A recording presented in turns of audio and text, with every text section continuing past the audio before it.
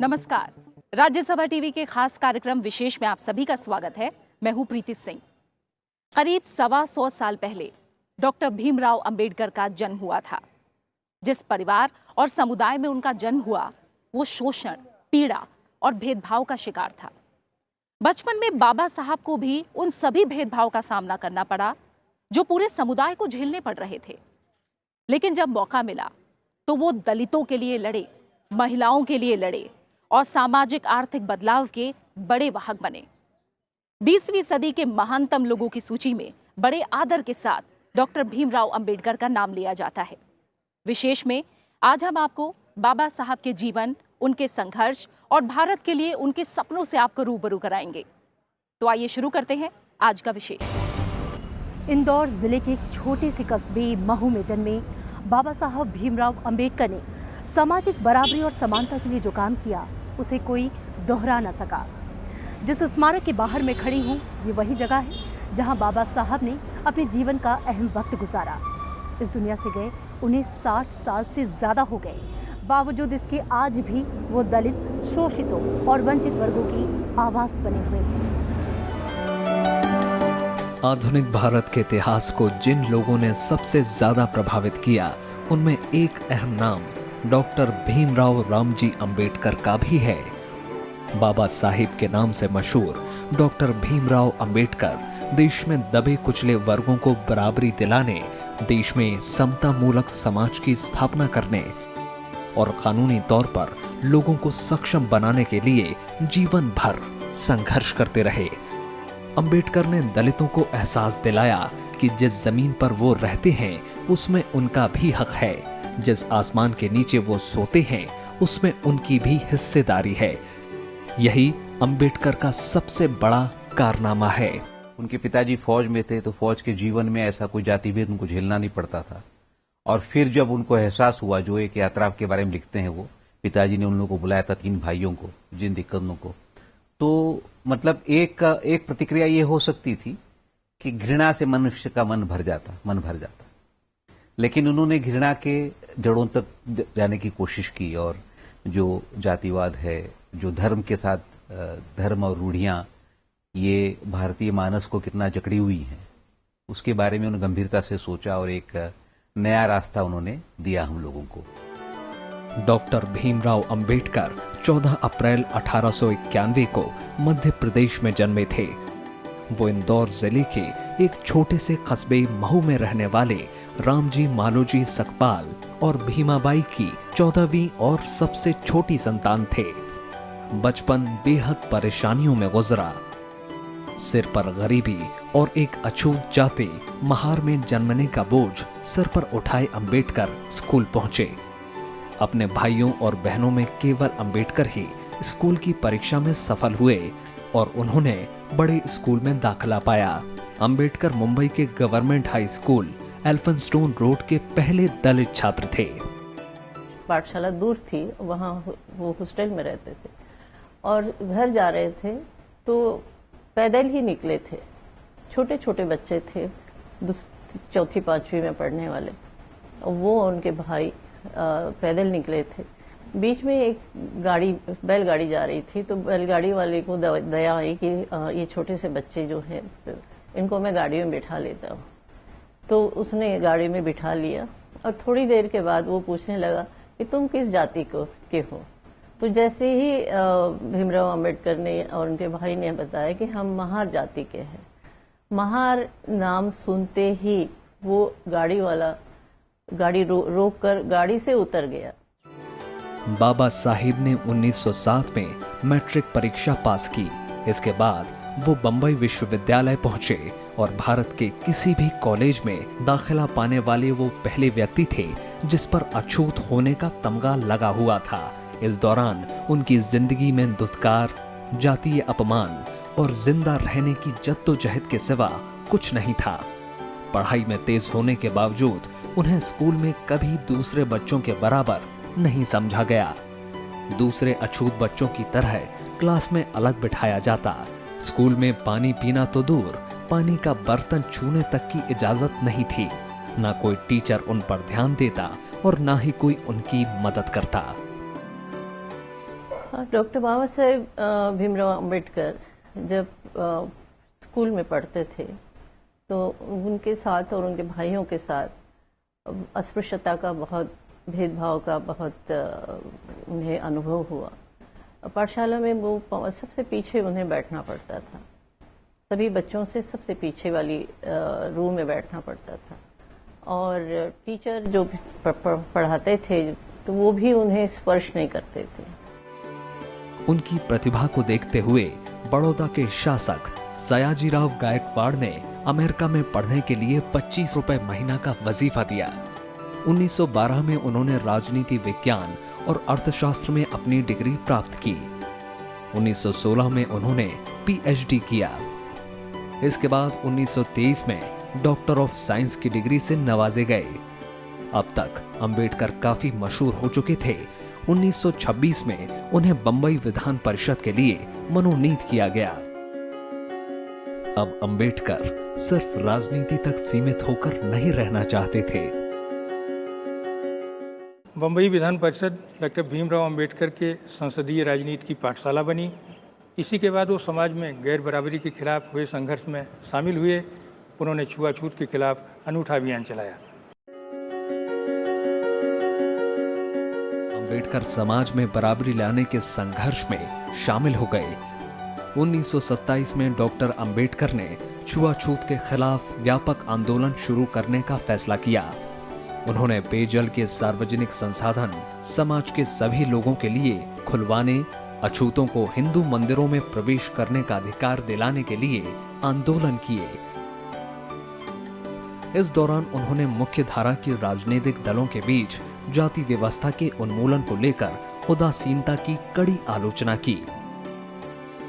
1920 में जब वो लौट के आए थे तो शाहू महाराज थे महाराष्ट्र में, उन्होंने बाकायदा कहा था कि दलितों, माणगांव सम्मेलन हुआ था 1920 का, कि दलितों तुम्हें अपना नेता मिल गया, क्योंकि इतना पढ़ा लिखा आदमी दलितों के बीच पहली शख्सियत थे वो, तो एक अच्छा जीवन बिता सकते थे।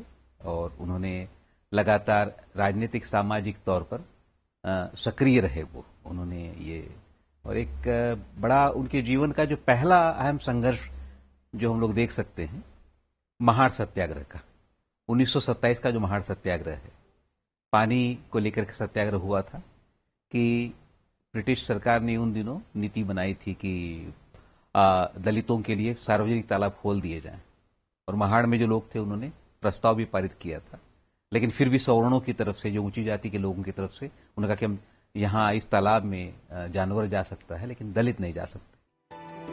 8 अगस्त 1930 को एक शोषित वर्ग के सम्मेलन में हिस्सा लिया। यहाँ अंबेडकर ने अपनी राजनीतिक सोच दुनिया के सामने रखी और कहा कि शोषित वर्ग की सुरक्षा सरकार और कांग्रेस से आजादी पाने में है। उन्होंने कहा कि हमें अपना रास्ता खुद बनाना होगा। राजनीतिक शक्ति शोषितों की समस्या का निवारण नहीं हो सकती। उनका उद्धार समाज में उनका उचित स्थान पाने में निहित है। 24 सितंबर 1932 को उन्होंने गांधी जी के साथ पूना समझौता किया। इसके तहत विधानमंडलों में दलितों के लिए सुरक्षित स्थान बढ़ा दिए गए। दलितों को मंदिर प्रवेश, केवल एक नागरिक होने का अधिकार तो जरूर चाहिए, लेकिन मंदिर प्रवेश ही हमारा उद्देश्य नहीं होना चाहिए। तब उन्होंने आर्थिक सवालों की तरफ अपना रुख बदला कि दलितों को आर्थिक जो स्थिति है उनकी, जो सबसे पिछड़े हुए हैं आर्थिक रूप से, क्योंकि उनके पास अपना ऐसा कोई काम नहीं है कि जिससे कि उनकी आय बढ़े। देश आजाद हुआ तो अंबेडकर कांग्रेस के नेतृत्व वाली सरकार में देश के पहले कानून मंत्री बने। 29 अगस्त 1947 को उन्हें स्वतंत्र भारत का नया संविधान लिखने के लिए बनी संविधान मसौदा समिति का अध्यक्ष बनाया गया। अंबेडकर आजीवन सांप्रदायिक राजनीति के घोर आलोचक बने रहे। 1956 में उन्होंने हिंदू धर्म त्याग कर बौद्ध धर्म अपना लिया। 1951 में उन्होंने संसद में हिंदू कोड बिल पेश किया। इस बिल का विरोध होने पर उन्होंने कैबिनेट से इस्तीफा दे दिया। 6 दिसंबर 1956 को उन्होंने इस दुनिया में आखिरी सांस ली। उनके निधन पर तत्कालीन प्रधानमंत्री पंडित जवाहरलाल नेहरू ने कहा, डॉक्टर अंबेडकर को भारतीय हिंदू समाज के तमाम अत्याचारी स्वरूपों के खिलाफ एक विद्रोह के प्रतीक के रूप में याद किया जाएगा। पहले के जो समाज सुधारक थे, मतलब तो वो मुख्यतः हिंदू धर्म के अंदर सुधार की बात करते थे, उनको लगता था। लेकिन उन्होंने महसूस किया कि जब तक जाति उनका उन्मूलन नहीं होगा तब तक ये गुलामी कैसे मिट सकती है। मतलब सिर्फ कोई रिपेयरिंग की बात उन्होंने नहीं की, जातियों का उन्मूलन करना होगा। उसमें साथ साथ उन्होंने कहा कि जातियों का उन्मूलन, जाति का सवाल धर्म से भी जुड़ा हुआ है। तो जातिभेद का उन्मूलन में वो कहते हैं कि धर्म पर भी जो धर्मशास्त्र की किताबें हैं, हमें उन पर भी सवाल उठाने होंगे। अंबेडकर ज्ञान का सागर थे। उन्होंने राजनीति, अर्थशास्त्र, मानव विज्ञान, धर्म, समाजशास्त्र और कानून पर कई किताबें लिखी। उन्होंने दलित समाज से कहा कि शिक्षित बनो, संगठित रहो, संघर्ष करो। 1990 में उन्हें मरणोपरांत भारत रत्न से सम्मानित किया गया। 2012 में हुए एक टीवी सर्वे में उन्हें महानतम भारतीय चुना गया। अंबेडकर अब हमारे बीच नहीं है, लेकिन उनके आदर्श और शिक्षाएं देश की आने वाली पीढ़ियों को लाभान्वित करते रहेंगे। डॉक्टर भीमराव अंबेडकर न सिर्फ समता मूलक समाज के पैरोकार हैं, बल्कि धर्मनिरपेक्षता और धर्म की बराबरी के समर्थक भी हैं। वो मनु की बताई सामाजिक व्यवस्था का विद्रोह करते हैं।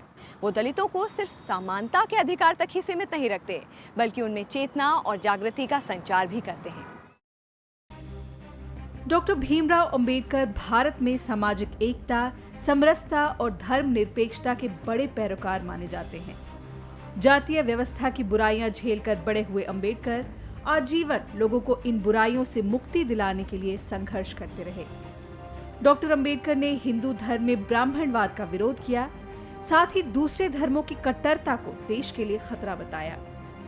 वो देश में दलित और दूसरे अल्पसंख्यक समूहों की परेशानियों में समानताएं देखते थे और अक्सर साझा संघर्ष की बात भी कहते थे। जाति को लेकर के, वर्ण व्यवस्था को लेकर के, हिंदू धर्म को लेकर के कई सारा किताबें उन्होंने लिखी हैं। मतलब अगर एक 50 किताबें उन्होंने लिखी हैं चीजों को लेकर के। और लेकिन उनका विचार सिर्फ धर्म को लेकर के, जाति को लेकर के नहीं था। उन्होंने कानून को लेकर के भी लिखा, इसीलिए संविधान बनाने में उनका योगदान था। एक आर्थिक नजरिया उनका था, ये था।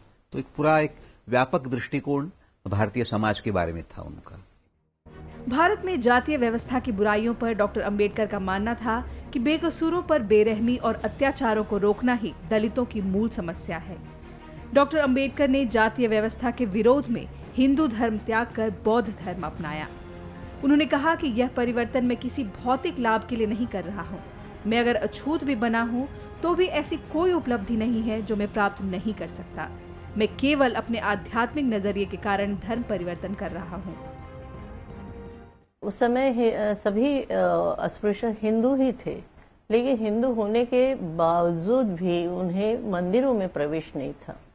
तो मंदिर प्रवेश का अधिकार होना चाहिए, एक नागरिक के तौर पर होना चाहिए। इसके लिए उन्होंने कालाराम मंदिर का, नासिक के कालाराम मंदिर का सत्याग्रह किया। उनको लग रहा था ये कि हिंदू धर्म के अंदर एक ऐसी भावना पनपेगी लोगों के अंदर कि वो लोग खुद सुधार हो जाएगा। लेकिन बाद में वो इस बात को लेकर के थोड़े निराश हुए। उनको लगा कि हिंदू धर्म में जो बर्बरताएं हैं, जो दिक्कतें हैं, इनका जो रूढ़िवाद बना है, तो उन्होंने येवला सम्मेलन में ऐलान कर दिया था कि मैं हिंदू पैदा भले हुआ था, लेकिन हिंदू मरूंगा नहीं। सामाजिक बराबरी की पैरवी करते हुए बाबा साहब ने कहा कि मूल रूप से पशु और मनुष्य में यही विशेष अंतर है कि पशु अपने विकास की बात नहीं सोच सकता, मनुष्य सोच सकता है और अपना विकास कर सकता है। अंबेडकर सामाजिक बराबरी के साथ साथ राष्ट्रीयता, धर्मनिरपेक्षता और सामाजिक न्याय के सिद्धांतों की पैरवी करते रहे, लेकिन इसके साथ ही उन्होंने अंध राष्ट्रवाद, बहुसंख्यकवाद और धार्मिक राष्ट्र के खतरों से आगाह भी किया। अंबेडकर ने कहा कि धर्म नहीं बल्कि मानवीयता और बराबरी राष्ट्र की बुनियाद है। तो एक बड़ी बात जो उन्होंने, जो झकझोरने वाली बात जो कही थी समाज को, जाति को लेकर के, क्योंकि बिना धर्म को चुनौती दिए, बिना पितृसत्ता को चुनौती दिए हुए दलितों की मुक्ति नहीं हो सकती है, और रीजन रैशनैलिटी का रास्ता अपनाए दलितों की मुक्ति नहीं हो सकती है। ये बात उन्होंने एक प्रखर रूप में कही और अंत तक कहते रहे वो। मानव के अस्तित्व पर भी बाबा साहब ने खुलकर अपने विचार रखे। उनका मानना था कि पैसा और यश कमाना ही मनुष्य के अस्तित्व का अंतिम उद्देश्य नहीं होना चाहिए। वो कहते थे, जैसे ही हम अपने सोच के दायरे को बढ़ाते हैं, वैसे ही अपने सपने को प्राप्त करने की दिशा में भी आगे बढ़ जाते हैं। उनका मानना था कि हर व्यक्ति का जन्म किसी न किसी खास उद्देश्य से हुआ है, जो हम सबको एक दूसरे से विशेष बनाता है। इसलिए हर व्यक्ति को अपने उद्देश्य को प्राप्त करने के लिए सर्वश्रेष्ठ कोशिश करनी चाहिए। बाबा साहब का कहना था कि जीवन लंबा नहीं, महान होना चाहिए। जिस तरह विचार नहीं मर सकते, उसी तरह आत्मा भी नश्वर है। उन्होंने कहा कि कोई भी इंसान अमर नहीं है, लेकिन हम अपने पीछे अपने चिंतन, विचार और दर्शन छोड़ सकते हैं, ताकि हमारे विचार आने वाली पीढ़ियों का मार्गदर्शन करते रहें।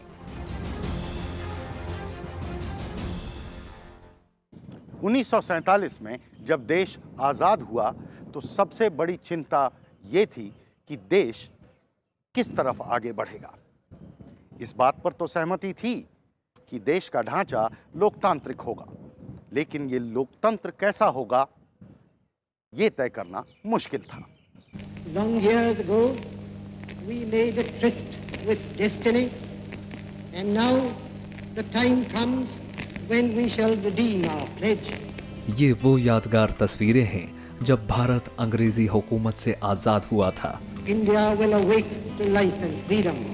पूरा देश जश्न में डूबा था, लेकिन नीति निर्माताओं के लिए ये बेहद भागदौड़ वाले दिन थे।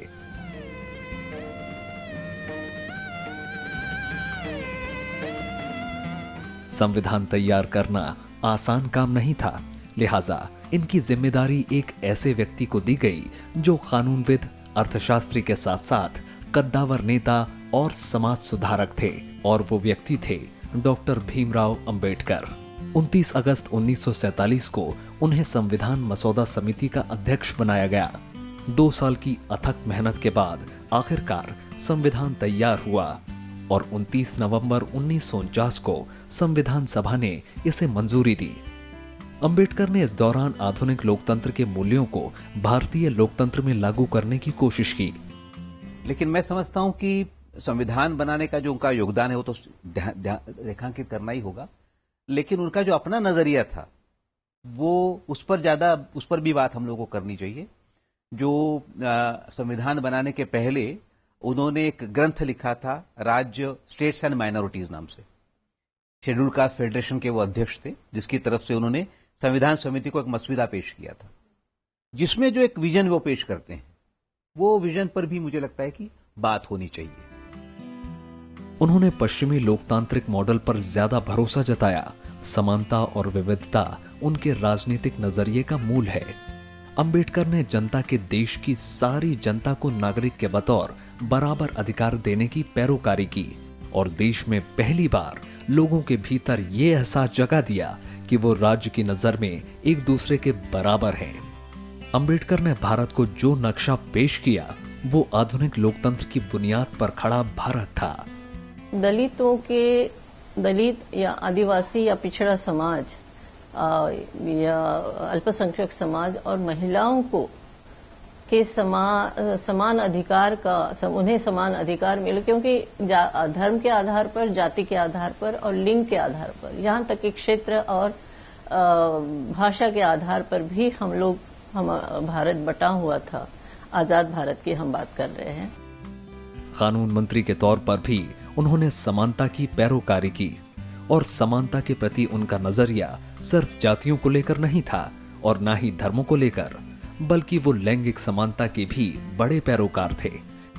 हिंदू कोड बिल के जरिए उन्होंने महिलाओं को संपत्ति में अधिकार देने और तलाक का अधिकार देने की वकालत की, और आखिरकार कई मुद्दों पर असहमति होते देख उन्होंने कैबिनेट से इस्तीफा दे दिया। संविधान बनाने का उनका योगदान है तो अहम था ही, लेकिन साथ साथ हिंदू कोड बिल के लिए जो उन्होंने काम किया, जिस पर ज्यादा चर्चा नहीं हो पाती और जिसकी वजह से उन्होंने इस्तीफा दिया 1951 में, नेहरू के मंत्रिमंडल से इस्तीफा दिया था, जिसमें क्योंकि पहली बार हिंदू स्त्रियों को अधिकार मिल रहा था, क्योंकि बहुत कम लोग इस बात को जानते हैं कि आजादी के पहले एक हिंदू पुरुष पर कोई पाबंदी नहीं थी कितनी शादियां कर सकता है। वो 10 शादियां भी कर सकता था, 20 शादियां भी कर सकता था। मुस्लिम्स पे कम से कम 4 शादियों पर पाबंदी थी। तो मोनोगैमी का सवाल ही नहीं था, एकमती सवाल ही नहीं था, और प्रॉपर्टी में कोई राइट नहीं था। भीमराव अंबेडकर की शख्सियत इतनी विशाल थी कि उनके कई बड़े कामों की चर्चा नहीं हो पाती। भारतीय रिजर्व बैंक की स्थापना में उनका महत्वपूर्ण योगदान है। उनकी किताब the problem of the rupee पर उन दिनों खूब चर्चा हुई और आखिरकार 1935 में रिजर्व बैंक की स्थापना हुई। यही नहीं, अंबेडकर बड़े बांधों की तकनीक के भी जानकार थे और आजाद भारत में उन्होंने दामोदर, हीराकुंड और सोन नदियों पर बनी परियोजनाओं में अहम भूमिका अदा की। अंबेडकर ने मजदूरों के काम करने की अवधि को कम करने के लिए पूरा जोर लगाया। 7वें भारतीय मजदूर सम्मेलन के दौरान अंबेडकर की कोशिश के बाद ही मजदूरों की काम की अवधि 14 घंटों से कम होकर 8 घंटे हुए। यही नहीं, वो रोजगार और आधुनिक राष्ट्र के बीच गहरा संबंध देखते थे और लगातार मजदूर अधिकार से लेकर बेरोजगारी के सवाल उठाते रहते थे। संविधान को जब अंगीकृत किया गया तो अंबेडकर ने आने वाले दिनों को लेकर कुछ चिंताएं भी जाहिर की। समाजवाद की बातें करते हैं।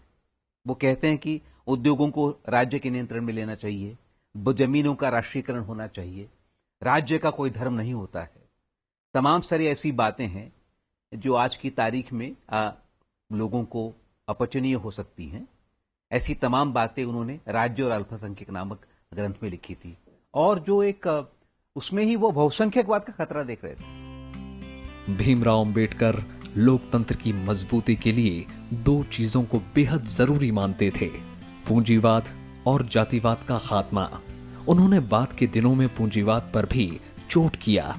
जानकार मानते हैं कि अंबेडकर के सपनों का भारत और खुद अंबेडकर को जिस तरह आजकल पेश किया जा रहा है, वो कई मायनों में आधा अधूरा है। एक संविधान ही ऐसा एक बहुत बड़ा सब हो सकता है, जो कि एक बहुत बड़ी कानून का एक दायरा हो सकता है कि जिससे कि सबके बीच में स्त्री पुरुष और जाति के आधार पर समानता या धर्म के आधार पर सभी समानता, भाईचारा और न्याय हो, सबको बराबर का अधिकार मिले। उन्होंने हाशिए पर छूट गए लोगों के लिए सत्ता में भागीदारी और नीति निर्माण में अनुपातिक जगह की वकालत की। अंबेडकर आखिर तक किसी भी तरह के इंसानी भेदभाव के खिलाफ लड़ते रहे और राजनीतिक समानता के अलावा सामाजिक समानता को हासिल करने के लिए वो लड़ते रहे। डॉक्टर भीमराव अंबेडकर के जीवन पर यह था हमारा आज का विशेष। आप इस कार्यक्रम को YouTube पर भी देख सकते हैं और अपनी राय हमें भेज सकते हैं। इसी के साथ इस खास पेशकश में फिलहाल इतना ही। आप बने रहिए राज्यसभा टीवी के साथ। नमस्कार।